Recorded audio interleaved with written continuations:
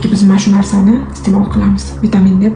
Shu videoni ko'rganimdan keyin o'zimizda Omegamizda sinab ko'rmoqchi edim. Assalomu alaykum. Demak, bugun amerikanskiy Omega va Greenleaf korporatsiyasining Oil Omegasini eksperiment qilib ko'rsataman. Xo'sh, mana ikki xil Omega, ichlarini ko'ryapsizlar. Haqqoniy video. Mana penoplast topib olib, bir amallab pichoq bilan uni ikkiga bo'lib oldim. Oil Omegasi juda ham ichi quyuq ekan. Qaranglar rangini va bu haqiqiy baliqni hidi kelar ekan. Endi amerikanskiysini ko'rsataman. Amerikanskiysi juda ham ichi sostavi suyuq, даже suvday desak ham bo'ladi. Birdaniga oqib ketib qoldi. Mana ko'rishlaringiz mumkin. Bu ikkalasini penoplastga qilib endi biroz muddat kutamiz.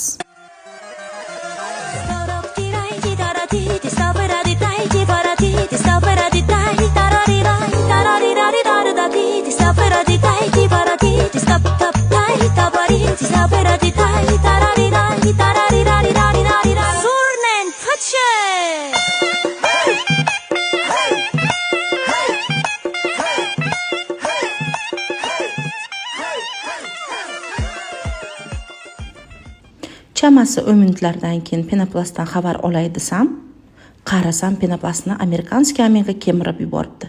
Kelinglar yaqindan ko'rsataman. Vau, buni dahshatligini qaranglar.